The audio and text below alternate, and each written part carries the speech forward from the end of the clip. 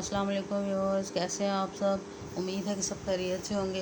तो जैसा कि आप देख रहे हैं कि आज मैं आप लोगों के साथ बहुत मज़ेदार टेस्टी सी चिकन टिक्का कढ़ाई की रेसिपी शेयर करने जा रही हूँ, जो बहुत लजीज मज़ेदार और बिल्कुल रेस्टोरेंट जैसा जो इसका टेस्ट है वो महसूस करेंगे जब इसको एक दफ़ा ट्राई करेंगे। तो चलिए व्यूअर्स, इसके लिए सबसे पहले इंग्रेडिएंट्स के ऊपर एक नज़र डाल लेते हैं। बिस्मिल्लाहिर्रहमानिर्रहीम। और इंग्रेडिएंट्स में सबसे पहले 1 केजी चिकन मैंने अच्छी तरह से धो के साफ़ कर लिया, आप देख सकते हैं।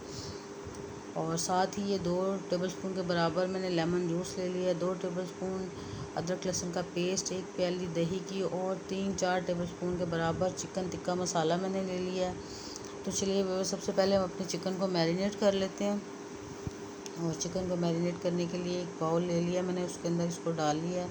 धोने के बाद अच्छी तरह से खुश्क कर लिया था। और अब साथ ही ये जो लेमन जूस है सबसे पहले उसको ऐड करेंगे, अदरक लहसुन का पेस्ट डाल लेंगे। और ये चिकन टिक्का मसाला, इसमें तमाम स्पाइसेस पहले से मौजूद हैं और ये डाल लिया मैंने। इसको डालने के बाद नमक मिर्च हमें डालने की बिल्कुल ज़रूरत नहीं है। और अब ये जो दही रखा हुआ है इसको डाल लेंगे। और साथ ही 1/4 टीस्पून के बराबर फूड कलर मैं इसमें ऐड करूँगी। उसको मैंने पहले इसलिए ऐड करना है कि ये दही थोड़ा सा बचा लिया कि दही जब फूड कलर के ऊपर डालेंगे तो फिर ये अच्छा सा मिक्स हो जाएगा। और अब इसको चम्मच की मदद से अच्छी तरह से मिक्स कर लूँगी।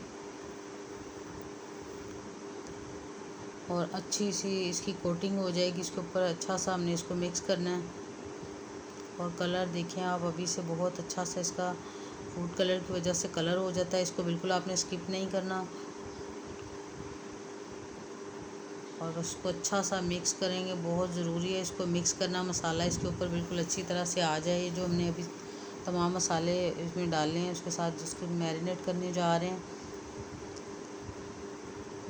और अब इसको मैरिनेट करने के बाद करीबन 1 घंटे के लिए बिल्कुल छोड़ देंगे इसको। और फिर इसका चिकन टिक्का तैयार करेंगे हम।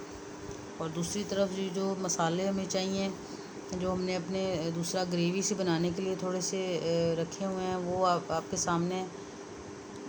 और सबसे पहले इसमें मैंने ये प्याज और टमाटो प्यूरी थोड़ी सी बना ली है। टमाटरों को मैंने थोड़ा सा पानी डालने के बाद ग्राइंड कर लिया है। अदरक लहसुन का पेस्ट ले लिया है। और स्पाइसेस में सबसे पहले लाल मिर्च पाउडर 1 टेबलस्पून, 1 टेबलस्पून धनिया पाउडर, 1 टेबलस्पून जीरा काला और 1 टेबलस्पून गरम मसाला और 1/2 टीस्पून जो है वो नमक। और आपके सामने थोड़ी सी हल्दी ले ली है। और प्याज की क्वांटिटी भी आप देख सकते हैं, बारीक बारीक काट लिया इसको भी मैंने। तो चलिए अब सबसे पहले मैरिनेट किया हुआ जो चिकन है उसका हम चिकन टिक्का तैयार कर लेते हैं।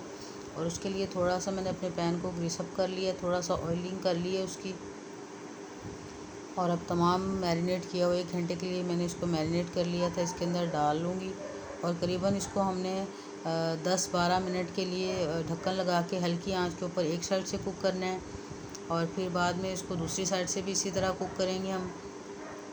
और ये देख सकते हैं कि सारा चिकन मैंने अच्छी तरह से डाल लिया। और अब इसके ऊपर ढक्कन लगा देते हैं 10-12 मिनट के लिए। अब 10-12 मिनट हो गए हैं और अब मैं इसको थोड़ा सा टर्न कर लूँगी। और फिर इस तरफ से भी इसको ढक्कन लगा के अच्छी तरह से हम पका लेंगे। और ये देख सकते हैं आप, बिल्कुल इसका घी ऊपर आ गया, पानी खुश्क हो गया और चिकन टिक्का बिल्कुल तैयार हो गया है। और अब दूसरी तरफ इसकी ग्रेवी हम थोड़ी सी तैयार करते हैं। और इसके लिए पैन में 1 कप ऑयल डालने के बाद प्याज को अच्छा सा गोल्डन कर लेंगे पहले। और देख सकते हैं कि प्याज अच्छा सा गोल्डन हो गया। और अब इसके अंदर अदरक लहसुन का पेस्ट डाल लूँगी मैं। और अदरक लहसुन का पेस्ट डालने के बाद इसको खूब अच्छी तरह से भून लेंगे हम। इसकी बिल्कुल कच्चापन ख़त्म हो जाए इसका। इसको ब्लैकिश ब्राउन बिल्कुल नहीं करना, कोई कलर नहीं देना। और अब इसके अंदर ये मैंने टमाटो प्यूरी डाल ली है। 1 टमाटर का पीस पता नहीं क्यों अनफॉर्चुनेटली से बिल्कुल खड़ा रह गया, उसको भी हम थोड़ा सा मैश कर लेंगे। और बाद में ये तमाम स्पाइसेस जो मैंने आपको बाद में दिखाए थे मैरिनेशन के बाद, वो इसके अंदर डाल लेंगे। इसमें कुछ भी नहीं है, नमक मिर्च हल्दी सूखा धनिया गरम मसाला और ज़ीरा बस मैंने ऐड किया है। क्वांटिटी आपके सामने है, पहले भी मैंने आपको दिखाई है। और सब डालने के बाद अच्छी तरह से इसको मिक्स कर लेंगे। और ये जो टमाटर एक खड़ा सा नज़र आ रहा था, इसको भी अच्छी तरह से चम्मच की मदद से मैं थोड़ा थोड़ा भूनते भूनते अच्छी तरह से गला लूँगी, घुल जाएगा ये भी बिल्कुल। और अब ये थोड़ा सा भूनने के बाद मैरिनेट किया हुआ जब चिकन डाला था तो उसके नीचे से जो मसाला रह गया था वो हम इस कढ़ाई के अंदर अपनी के शामिल कर लेंगे। बहुत अच्छा टेस्ट हो जाएगा इसके साथ भी इसका। और बस अच्छा सा भूनना है इसको।